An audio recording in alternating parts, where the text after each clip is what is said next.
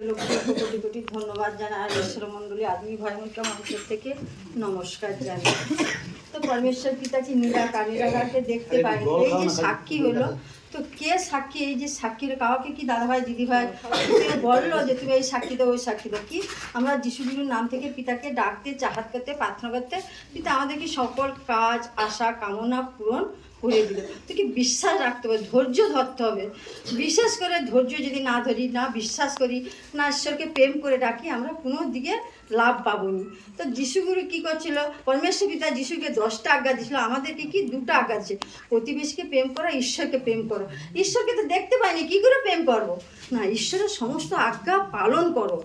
পালন করলে ঈশ্বর সর্ব বিষয়ে সর্ব কাজে কি তোমাকে আশীষ করবে, লাভ দিবে। তারপর আমরা যে কোনো জিনিস রাখি কি ঈশ্বরে প্রার্থনা করে রাখি। কেউ হয়তো দেখো কোনো সময় ভুলেই গেছি, সেই জিনিসটা দেখো মাসের জিনিস মাস না হতে শেষ হয়ে যায়।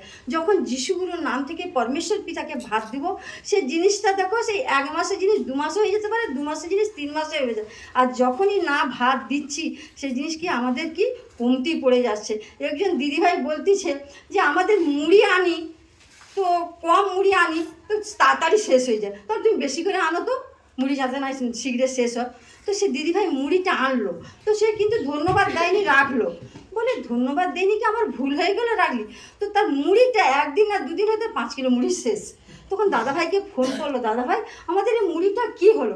দাদাভাই যেমন আত্মায় দেখতে পায়, তিনি দেখে কি বলল যে তোমার আদমিক জন মুড়িটা এসে ঢেলে দিচ্ছে। আর উনি যদি সেই ধন্যবাদটা দিয়া যে মুড়িটা রাখতো, ওই আদমিক জনের কি সাহস হতো ও মুড়িটায় হাত দিবা? না পরমেশ্বর পিতা কি করতো? বাধা দিয়ে দিত না। তো আমরা যেন দৃঢ় বিশ্বাস করি ঈশ্বরকে।